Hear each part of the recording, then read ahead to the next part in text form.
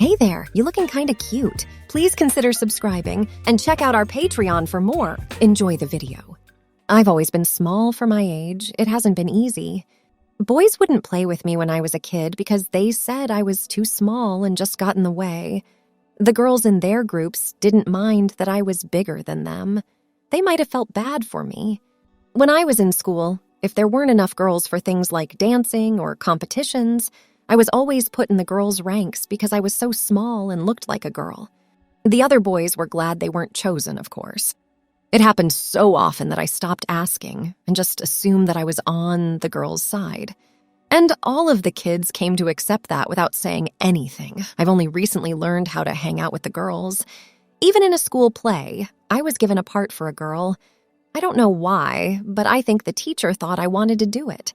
As time went on, I became close to the girls in my classes, and they made me feel welcome. We went to school together, worked on projects together, and studied together. I didn't have many male friends because most of the things they did, like sports, didn't interest me, and they didn't seem to want to do things I liked with me. But they were nice to me because I had a lot of power with the girls and could help the boys find girlfriends.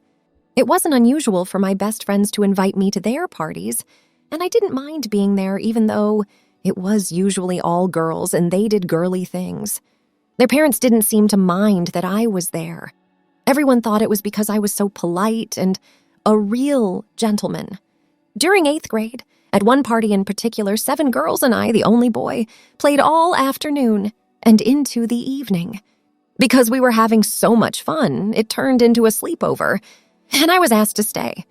Everyone had pajamas, and when I was given a yellow pajama with a sheer top and lace-trimmed pants, I didn't think twice about putting it on. I was just following the lead of my friends.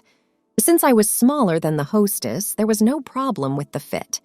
When I wore the outfit for the first time, the girls cheered and said how cute I looked. I wasn't embarrassed because they were my friends, and I knew it was all in good fun. We then had a fun night talking mostly about boys and getting my opinion on how boys act until we all fell asleep on the living room floor. As usual, it was fine for me to be there, and my parents didn't mind. My first party in my pajamas. After that party, this group of girls started treating me like one of them, which I didn't mind. I liked how confident they were. We had become a group of close friends. As a member of the group, I had been invited to more parties. I'm sure I was a lot of fun to have around, kind of like a mascot. But to my friends, I was more like a little brother. They always made sure I had the right clothes to wear because I didn't own any girls' clothes. They insisted I wear them, and of course I did. They always dressed me in the most lacy clothes, and I never complained. I did learn to like wearing them, and I think the girls thought it was funny to see me like that. When I was in the 10th grade, I did cross-dressing for the first time. Avon asked me to come to a party. I said yes because I didn't know what it was. I soon learned that it was a setup and that I was supposed to be the model. The Avon lady showed me samples of her foundation, eyeshadow, mascara, blush, lipstick, nail polish, and pretty much everything else. I was a good sport and didn't fight back, of course. I liked it, to be honest. This could be why the girls liked me. When I was done, I looked like a beautiful girl. Then my friends jumped towards me and started messing with my hair. It was just long enough for them to put bangs and a few curls in it to make it look girly. Pam, the hostess, pretended to want to show me something upstairs, so she took me to her room and talked me into putting on her clothes, which she had already set out for me. As usual, I was a good sport and did what he said. It didn't take much persuasion. I was comfortable with them because they were my friends, and I knew they wouldn't make fun of me. I'd always wanted to see what I looked like fully dressed as a girl, so with Pam's help, I put on her clothes. When I went back downstairs to meet the girls, I was all dressed, from my high-heeled shoes, stocks to my pants, dress, and of course, my makeup and hairstyle. I loved my new look, and the girls liked it too. They said it was time for me to look like my sisters. They planned this event because they thought I'd always want to look like this. I guess they knew more about me than I did. I did feel very confident and at ease with how I looked. I felt like I knew the girls better now. I could only give them a hug and say, "Thank you." All of this seemed to be for fun, But they started something that wasn't going to stop. That afternoon, we as girls went out to people watch and window shop. They had gone to a lot of trouble, and now they wanted to show me off. It was something new for me and something I'll never forget. I had known these girls for years and done many things with them, but I had never been one of them. I felt very sure of myself when I pretended to be a girl. I always acted and carried myself like a lady, much to the delight of my friends. Like I was born a girl, I had always been around girls, so it felt natural. I kept the samples that the Avon lady gave me, and they were useful. Pam kept helping me by letting me wear her clothes, teaching me how to be a lady, and giving me makeup tips whenever I wanted to dress up, which was often until I learned how to do it myself. By the time we were seniors, I had started to buy my own women's clothes, which she let me keep at her house. The girls in our group loved to see me in different clothes, and they made me dress up every time we went out, which was almost always. They taught me a lot and gave me a lot of advice, and I learned quickly because I was very motivated. I liked being with them when I was a girl, and that's how they treated me. It was good practice for me, and it was fun to see how it made boys feel, especially the ones who never talked to me before, but now wanted to go out with me.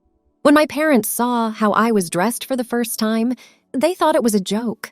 They didn't question it and thought I was pretty. The usual comments about how I should have been a girl, etc., and, "You're so pretty, you should look like that all the time." Well, I wanted to help them out, so I did let them see me dress more often and told them I was just following their advice. In a short time, they realized it wasn't a joke and accepted my appearance if it made me happy to look that way, which it did. Pam and I went to the same college after high school, which was lucky, and she continued to help me cross-dress. I focused on becoming more feminine by taking care of my skin and hair, keeping what little hair I had off my body, getting electrolysis treatments to get rid of my beard when I could afford it, and getting my ears pierced. I could go to some of the large lecture classes as a girl because there was no roll call. I was just another small, pretty girl in the crowd, and I loved going to class that way because no one paid attention to me, turned the heads of more than a few boys. The rest of the time, I wore girl clothes even when Pam and I studied together. Pam worked in retail sales at a department store, and I worked as a librarian, a female librarian, of course, since I looked and dressed like a girl at a public library. No one ever guessed what I was, and no matter what I wore, they always thought I was a girl. As a young lady, I felt very at ease at work. I was able to pay for college by doing this. I really wanted to sign up and go to all of my classes as a woman, but I wasn't sure if this would impact getting a job in the future. Pam found a husband after high school, and I found a wife. When I was going out with Kathy, I told her I wanted to cross-dress. I had to because it was hard to hide. I had taken on so many feminine traits that it was hard to be a man. Kathy thought I was a girl when we first met. Both of my ears are pierced for earrings. I don't have any hair on my face or body. My hair is a good length and in good shape, and years of dressing like a girl made me walk and talk very feminine. She wanted to see me dressed as a girl, and when she did, she was impressed, but not at all offended. I told her that I grew up almost entirely with girls, and that I used to dress in both genders. Kathy was very accepting of the whole thing. She loved me for who I was, not how I looked, and she thought it would be fun for me to sometimes spend time as a woman as long as we could be together. She just wanted me to be happy, no matter what I did. Since we got married, she and I do a lot of girly things together. We go on trips together, shop together, and just have fun in general. She's happy to have a husband, a live-in girlfriend, and a double closet. We're the same size, and I'm glad that I can keep expressing myself the way I have for most of my life. There are times when it pays off to be small. Thanks for watching. Be sure to check out Patreon for a lot more content and early access to YouTube videos.